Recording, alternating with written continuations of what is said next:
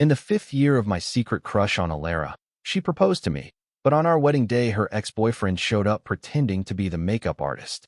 Alara recognized him right away and ripped off his mask. Our wedding venue became the perfect reunion stage for the two of them. She grabbed him and hurried away, leaving only a sentence. "Liam, sorry, I've always thought of you as a brother." In that moment, all the brilliance I saw in her was completely gone. Later, her ex had another fight with her, and she got into a car accident while driving in the rain to find him. People around us bet on when I'd go back to the hospital to care for her without complaints like I used to. But even when Alara was about to be discharged, I still hadn't shown up. She finally couldn't hold back and called, saying, "Silas, didn't anyone tell you I've been in the hospital?" But it was her rival Zara who answered, "I'm pregnant. Don't disturb us." I spent 3 months preparing for this wedding. It wasn't at the wedding that I realized something was off, but now I've hit a wall and it hurts. When was it? Maybe it was when I tried on the suit, coming out nervously, and she was so caught up in her phone she just praised, saying, "You look great, Silas, you look good in anything."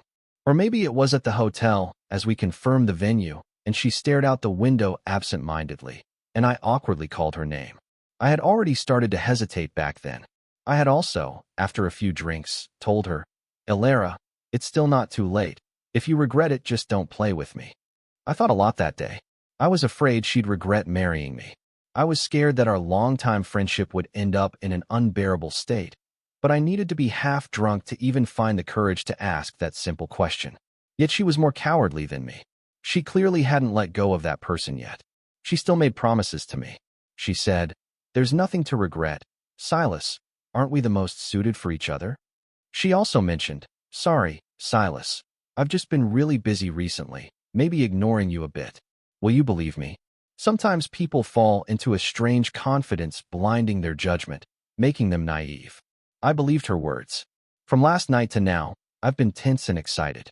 My palms were sweating even putting on the wedding suit.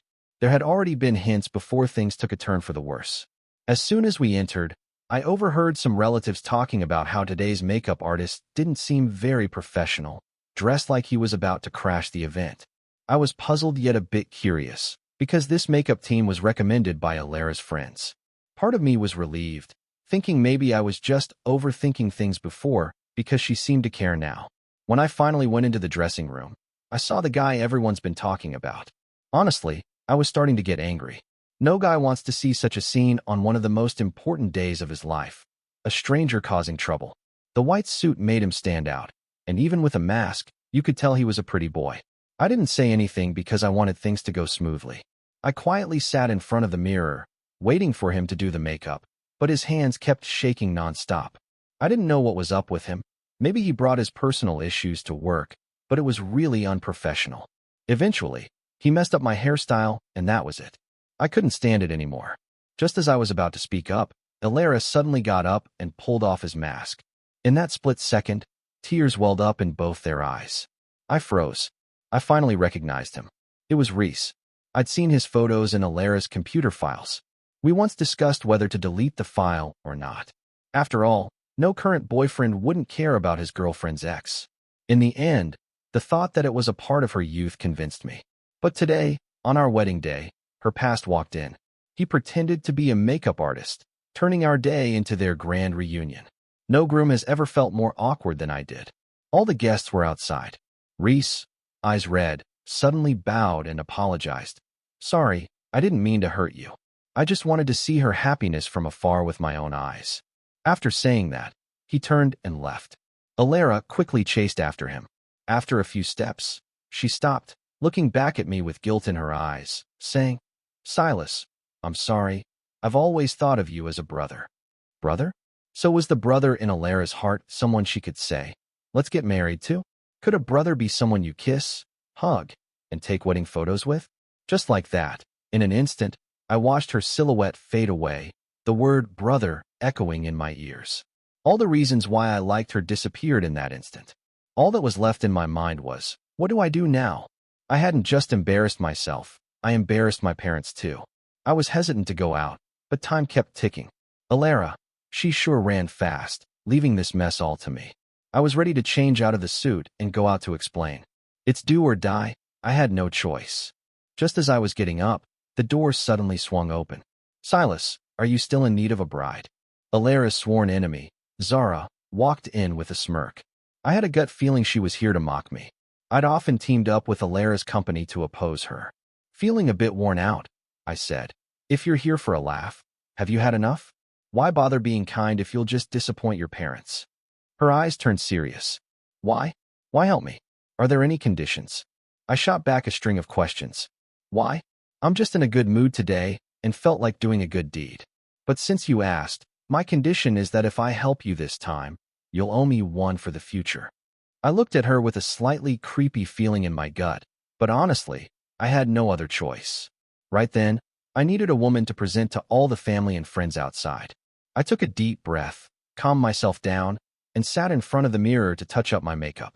Then, at my dad's urging, I linked arms with Zara and walked to the ceremony hall. Zara was taller and more attractive than Alara, and some who knew Alara noticed right away. We went through the motions, but when the officiant asked us to exchange vows, Zara seriously said, Silas, you won't regret choosing me.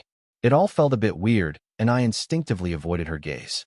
After we saw off the guests, my dad couldn't hold back his tears anymore. Feeling a bit overwhelmed, I helped wipe his tears. Sorry, Dad, for embarrassing you like this. My dad looked towards Zara, about to bow, but she stopped him first. Zara, thank you so much.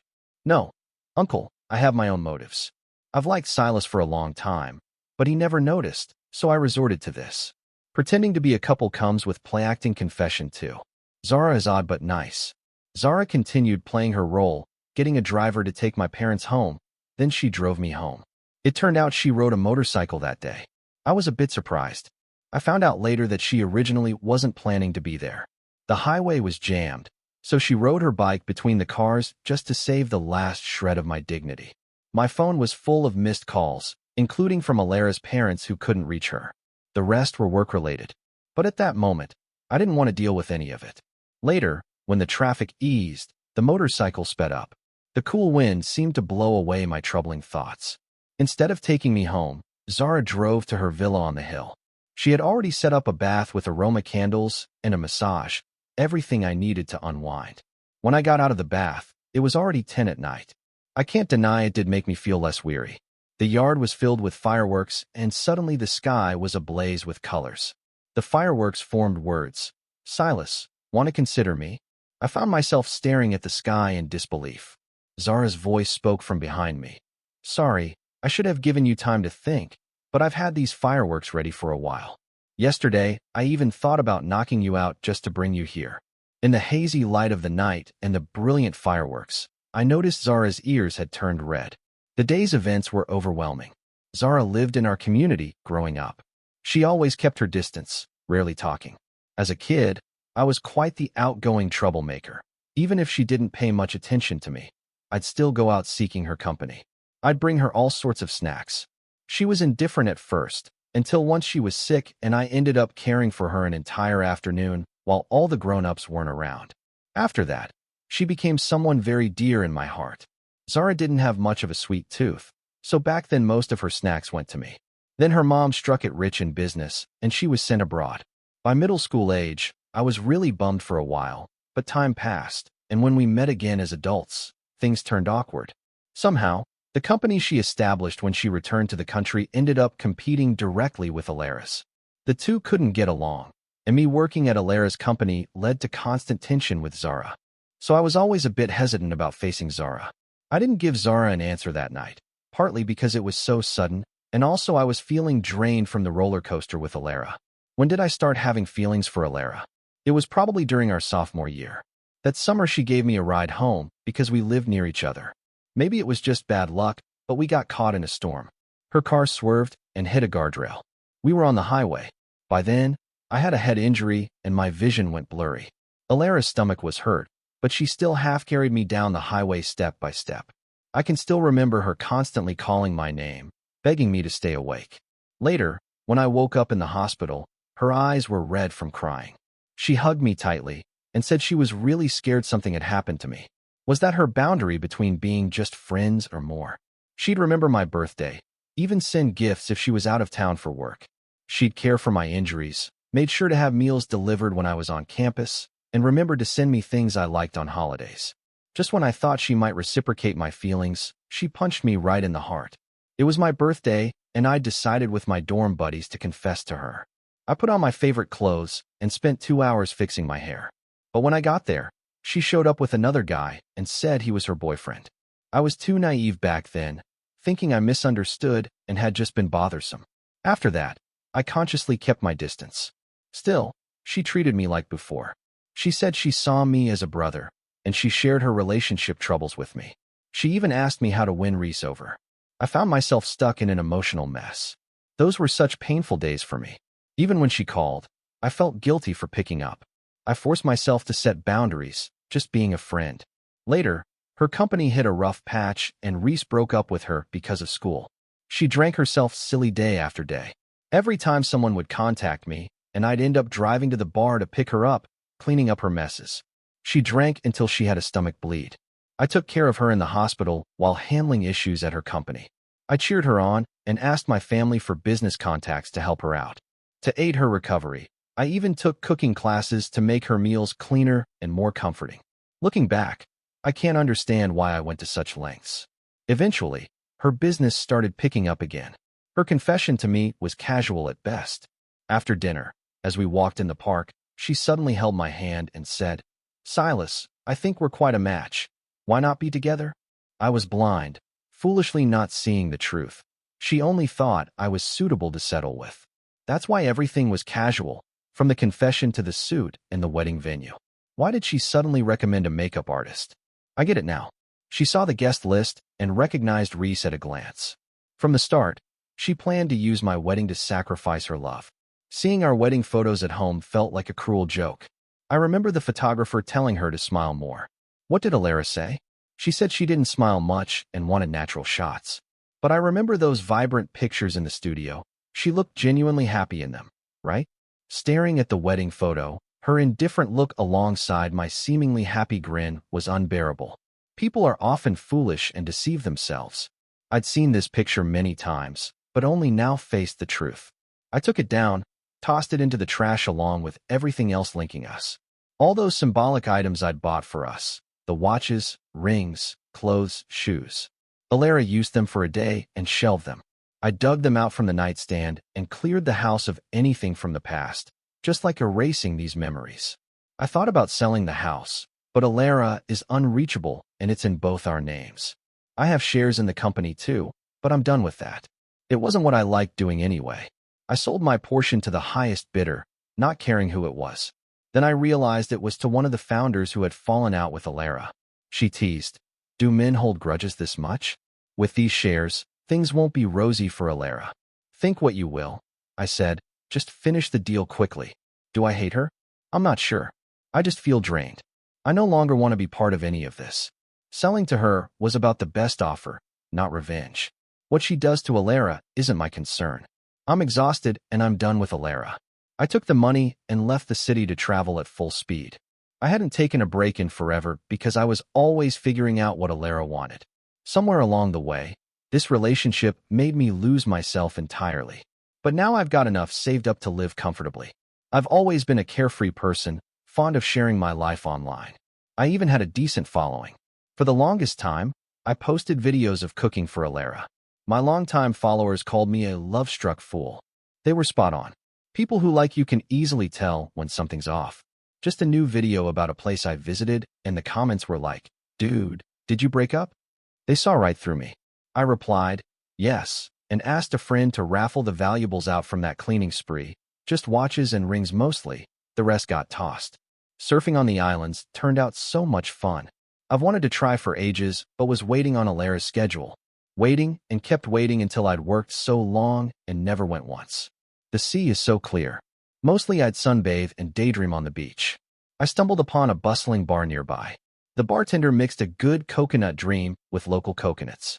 I always thought it was a light drink, but 2, 3 glasses in and my head started spinning. I regretted drinking myself tipsy alone. Some sketchy guy tried to make a move, and suddenly someone shoved him off. Man, that person had an amazing figure. I was kind of amazed. They sighed. "Silas, could you be any dumber?" getting drunk like this?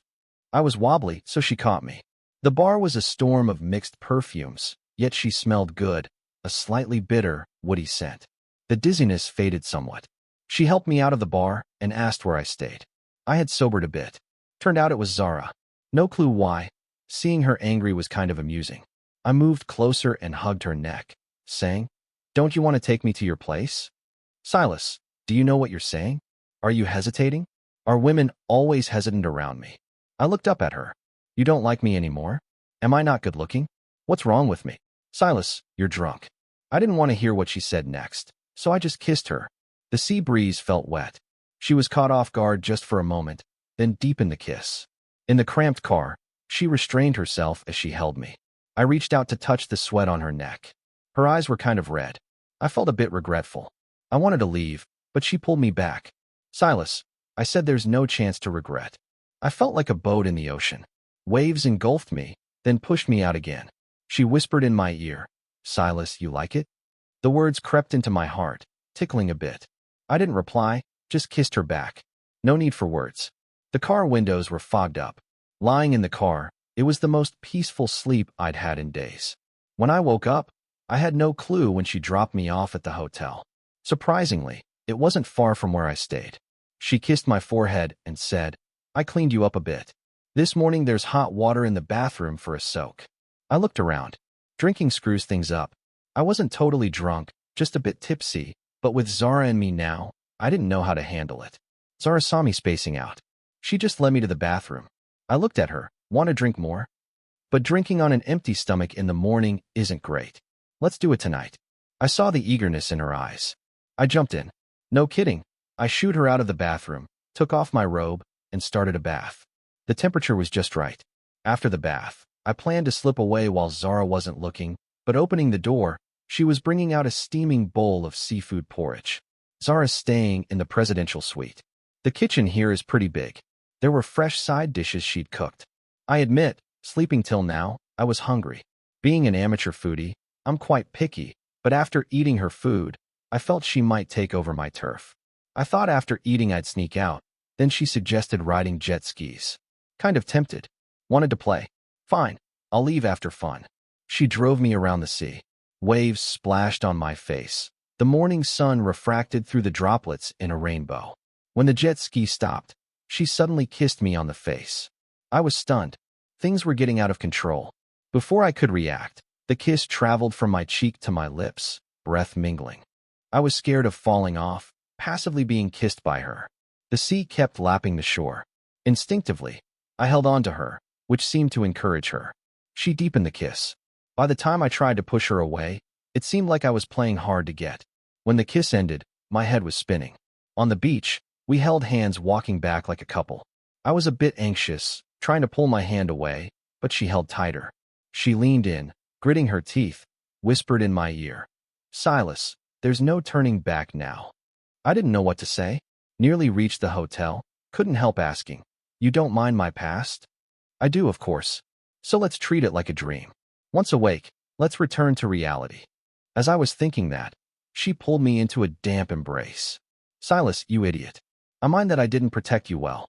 I mind not returning sooner. I mind not stealing you away so you wouldn't get hurt by people like that."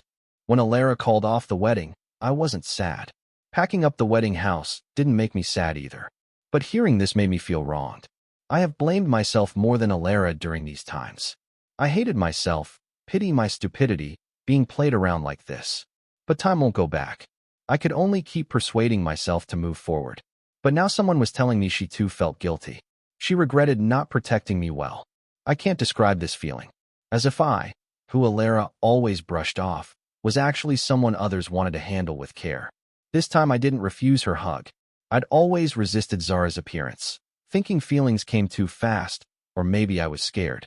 But at this moment, I wanted to embrace this person. Two people's journey seems more flavorful than one. Zara's attentive and good with plans. We went diving together. The underwater world was poles apart from the land. Little fish swam past our faces. Suddenly someone set off fireworks above the sea. Sparks flowed down like bright stars rising in the deep blue sea. The stars began forming letters. "Silas, marry me." Zara really puts thought into things. She said we'd missed out on too much time. In the future it takes more effort, otherwise life passes in a blink. Coming out of the sea, she asked for my answer from earlier. I pinched her cheek. Zara, you're rushing it. My last marriage ended abruptly. My parents haven't even recovered from it yet. Telling them I'm marrying again, not to mention they can't handle it. Even I'm a bit overwhelmed. Zara was exceptionally persistent on this. No matter what, she'd bring it up at night. She seemed tireless, repeatedly asking, "Like it?" I mumbled, "Yes." She suddenly stopped, sounding resentful. "Then you won't even make it official?" I had no choice but to soften my voice. "I will." Then a torrent of waves flooded over me, in and dating me, one after another. We've been traveling for over a month until Zara's family insisted she come back home. She returned with me. I wasn't sure how to face everyone at first, but Zara summed it up with just one when her friends asked who I was. She said, "This is my soon-to-be spouse." Her family was already on board. Her dad seemed unfazed by our relationship and cautiously asked, "Silas, when are you guys planning to get married?" No pressure, but I know someone who can pick the perfect date if you need it. He handed me a watch saying, "It looks great on you, Silas." As soon as we stepped out of the living room, Zara's brother cheerfully pulled me aside. "So you're finally going to marry my sister? Why else would you wear our family heirloom?" Leaving Zara's house, I felt sweat on my back. Zara was smiling the whole time, but her smile faded later when she came with me to my place. There was a package at the door. When I opened it, I found a diamond watch the size of a pigeon egg. There was a "Silas, wishing you happiness" this time. Even Alara didn't get it wrong. I felt happy and amused as I watched Zara's frown. I kissed her and said she finally got something right. I am really happy. I didn't throw the watch away or return it. Didn't hurt to keep Alara's gift. Instead, I donated it as a way to give back. After seeing the watch, Zara didn't look happy. When I asked her why, she said she didn't have the right to be mad. Oh, I thought, feeling that's a bold statement from her. But eventually I gave her the right. On her birthday, she wished for us to be official, so I went along with it. That day we went to the marriage office. Being with someone you love can really bring out the goofiness in you. We decided to have the wedding on an island we traveled to. We didn't invite many people, so not a lot of folks knew we got married. As for our honeymoon, we planned to wait until Zara's next long vacation. Just when I thought I'd never hear from Alara again, her friend called me. She said Alara was in a car accident. I didn't feel much. I asked politely about her recovery and when we could settle our shared possessions. Her friend passed on my, and Alara said, "Take it all." I accepted it without fuss. There are plenty of people who need money. Donating it seemed better than giving it back to her. I quickly sorted out the legal stuff and donated everything to an orphanage. I thought that would be the end of it. Later, Ethan shared some gossip. "You know how Alara got in that accident late night in the rain playing chase? She crashed with Reese." I just smiled and said nothing. She didn't mean much to me anymore. Their relationship seemed shallow.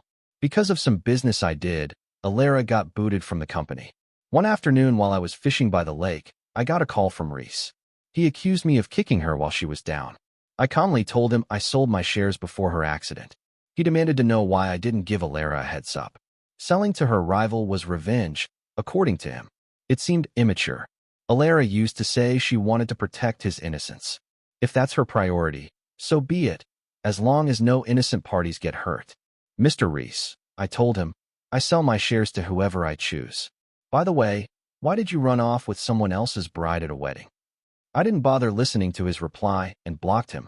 Later I went to a work party with my buddy Ethan. To my surprise, Alara's friend Chloe was there. I wanted to leave right away to avoid any drama, but she stopped me and said disdainfully, "Silas, give it a rest. Do you know how long Alara's been in the hospital?" "How's that my business? Just so you know, I'm married." "No way. Silas, you can't even lie right.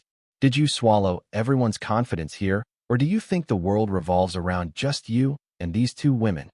She couldn't come up with a comeback and just said, "Silas, you'll regret this." The more I thought about it, the angrier I got. I have a picture of my marriage certificate with Zara, and she's kept it pinned on Twitter, but to be honest, I'm kind of nervous about it. I'm always worried about what people might say, especially after what happened with Alara. In our circle, people have been treating me like a joke. But bumping into Alara's friends again made me realize the more I worry, the more they push it. So I just went ahead and been happy for a long time. Now that night, Zara flew back from a work trip looking absolutely radiant, not even trying to hide it. We went for a private dinner, but for some reason Zara's stomach was upset and she had no appetite. I was worried and wanted to take her to the hospital, but she stopped me. I thought maybe the food just didn't sit right with her, so when we got home I made her some special noodles. She picked up a bite, but then the nausea hit hard and she rushed to the bathroom, almost in tears. This time she couldn't convince me otherwise, and we drove straight to the hospital. We got some shocking news. Zara was pregnant. I had a roller coaster of emotions. One minute I was thrilled about the baby, the next anxious about her morning sickness. I watched her leaning against my pillow. Her eyes were like deep lakes with my reflection in them. Turns out happiness is really within reach. Once back home, she was treated like a panda in the Lin family. I took charge of her meals, and I even skipped out on business meetings to be with her. She teased me for acting a little silly, but I told her I wasn't fooled. Making money is just a means to a better life, and spending time together as a family to eye in the best life. As her pregnancy progressed, Zara started sleeping more. One evening, while softly rubbing her swollen legs, a familiar yet strange number called. The voice on the other end furiously asked, "Silas, didn't anyone tell you I'm still in the hospital?" Before I could respond, Zara grabbed the phone, saying, "I'm pregnant, leave us alone," and hung up. The caller persisted, but I quickly blocked the number. Alera's issues seemed never-ending. While hanging out at the supermarket with Ethan, I got a random text. "Silas, do you think playing hard to get will make her leave? Do you know how much she loves me? The car accident you had was because she was upset after I mentioned breaking up. Want to try for a runaway bride part 2? Ethan was fuming and grabbed my phone. "You jerk, what is your problem? If Zara's your prized possession, keep her hidden and stop embarrassing yourself. My buddy's moved on, married, and got a kid, can't you believe it? Are you evolving your overconfident ways? If you keep bothering him, I'll post this crap online and let people tell you how gross you are." I stood there shocked at how my usually polite and calm friend Ethan could swear like that. He handed my phone back to me with a deep breath, saying, "I know you can't swear, but that's why I'm here." Alera sat in silence, staring at wedding photos of Silas sent by Chloe. The man in the photos was fully smiling. She couldn't help but wonder about his expression when they took their own wedding photos. She secretly bought the house Silas sold, not sure why, but when she found out he was selling it, she couldn't resist. Reese had been fighting with her, accusing her of regretting. Words failed her. She might have just been accustomed to Silas's presence, thinking their bond still existed, believing he still loved her. She held on. She waited at the hospital for Silas, but he never showed up. Her heart felt hollow. She couldn't resist calling him, leading to the confrontation with Zara over the phone. Chloe sent Silas's wedding photos after that. She had never been so flustered. Leaving the hospital, she went to the house they once set up together, only to find no trace of him left. Even the couple's toothbrushes were gone, and the wedding photos too. She drove around the city, trying to remember the studio where they took the photos. Finally, she found it and went to see the photographer. The photographer looked at her mockingly, saying, "It's been forever. Where would I find them? Didn't your husband have them?" Alera was silent, feeling the judgment.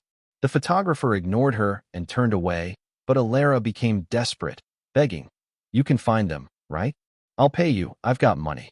Reluctantly, the photographer searched through their computer files and found a copy of their wedding photos. Looking at Silas smiling wistfully in the picture, Alera felt a sharp pain in her chest. She took the photo back and rehung it in what was once their space. Reese called her repeatedly, but she ignored him, causing Reese to angrily text, "You're cheap, Alera.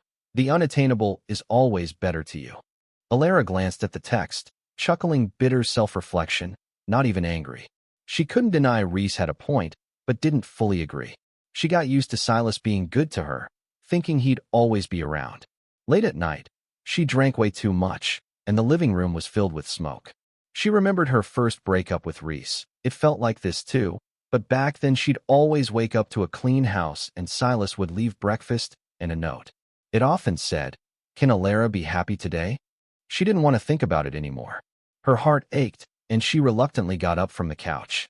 She wanted to find something of his in the house, but she searched from late at night until morning and found nothing. Everything about him was gone from the house. Even the tulips on the balcony had withered. She tried to understand what happened with him recently. His video account had erased everything about Alara.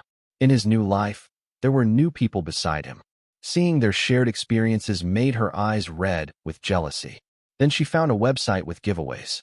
She patiently reached out to his fans, offering money to buy those things. But his hardcore fans quickly saw through it. They mocked her harshly and told her those things were already sold and donated in Silas's name. She couldn't bear to look at the messages anymore.